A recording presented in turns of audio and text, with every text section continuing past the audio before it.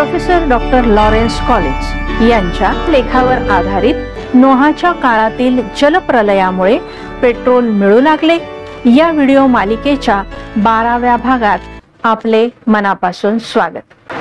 पृथ्वी तरुण आहे असे समजणाऱ्या वैज्ञानिकांच्या विचारानुसार जर पृथ्वी 6000 वर्षे जुनी असेल आणि नोहाच्या काळातील जलप्रलय सुमारे 4500 वर्षांपूर्वी आला असेल असे समजायचे, तर मग आजच्या वैज्ञानिक पुराव्यांनुसार पुढील गणित काही जुळत नाही। सागरी फायटोप्लॅंक्टन ज्यामध्ये डायटॉम्स, कोकोलिथ्स आणि झूप्लॅंक्टन, फॉर्मिनिफेरन्स आणि डायनोफ्लेजेलेट यांना त्यांचे प्रथिन आणि चरबी पेशी तयार करण्यासाठी कार्बन डायऑक्साइडची आवश्यकता असते।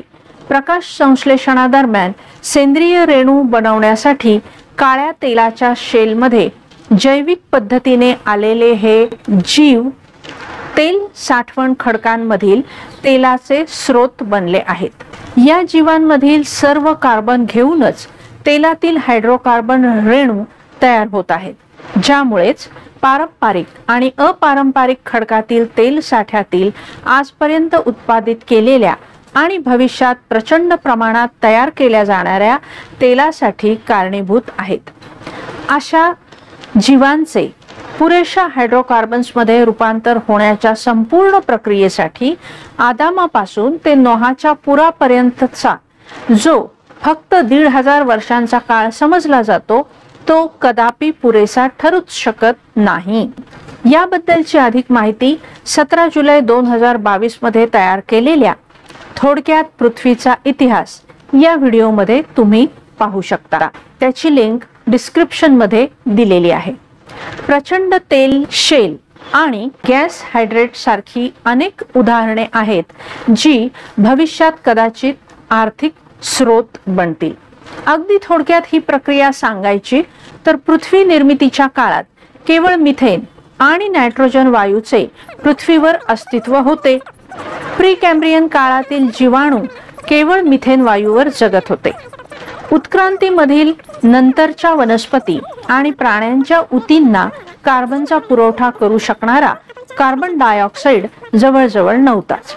जेव्हा लाखो वर्षानंतर प्रकाश संश्लेषण करू शकणारे जीवाणू अस्तित्वात आले आणि ते ऑक्सिजनचे उत्सर्जन करू लागले, ज्या ऑक्सिजनची मिथेन बरोबर अभिक्रिया होऊन कार्बन डायऑक्साइड तयार होऊ लागला, जो कार्बन डायऑक्साइड फायटोप्लॅंक्टन आणि झूप्लॅंक्टनच्या वाढीसाठी उपयोगी पडू लागला।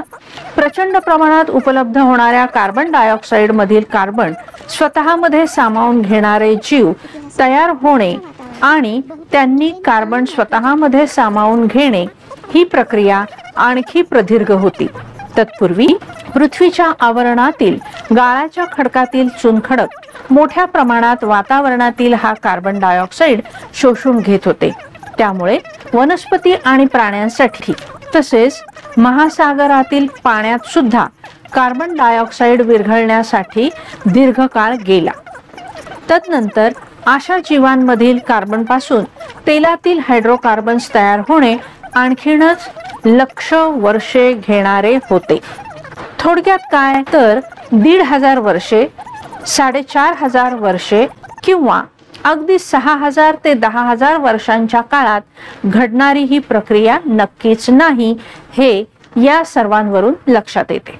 मिशिगन बेसिन मध्ये कॅल्शियम कार्बोनेटचे सिल्युरियन काळापासून 16000 फूट खोल असणाऱ्या समुद्राच्या मध्य खोऱ्यापासून 1400 फूट उंचीपर्यंत बाष्पीभवन आणि तळाशी होणारे अनहायड्राइड कॅल्शियम सल्फेट आणि मीठ सोडियम क्लोराईड यांच्या अवक्षेपाने किंवा साठवणुकीमुळे त्यांच्या तयार झालेल्या वजनाने खोऱ्याचा तळ अधिक खोल गेला असल्याचे दिसते। इतके मोठे थर फक्त काही आठवडे किंवा महिन्यात तयार झालेले नसणार हे नक्की। अनेक उदाहरणांपैकी पटकन काही उदाहरणे सांगायची तर फोरॅमिन फेरान्स, क्लॅम्प्स, ब्रॅकिओपोड्स, कोरल्स, क्रिनॉइड्स, वेगवेगळ्या प्रकारचे शंख शिंपले आणि गोगलगायींसारखे अनेक कवचधारी सजीव ज्यांच्या प्राचीन अस्तित्वाचे पुरावे खूप मोठ्या प्रमाणात ग्रँड कॅनियनच्या पॅलिओझोइक कार्बोनेट थरात, मिसिसिपियन रेड वॉल लाइमस्टोन मध्ये, पर्मियन कैबाब लाइमस्टोन मध्ये, टेक्सासच्या पर्मियम बेसिन कॅपिटन रीफ मध्ये आणि चुनखडकामधील कॅल्साइट क्रिस्टल्स मध्ये भरभरून आढळतात. त्यामुळे पृथ्वी तरुण आहे असे समजणाऱ्या वैज्ञानिकांचे नोहाच्या जलप्रलयाचे मॉडेल अवैज्ञानिक ठरते असे प्रोफेसर डॉक्टर लॉरेन्स कॉलिन्स या लेखात स्पष्ट करतात. पुढील माहिती घेण्यासाठी भेटूयात पुढील भागात. तोपर्यंत परमेश्वराचा आशीर्वाद तुम्हा प्रत्येकाबरोबर असो. आमेन. धन्यवाद.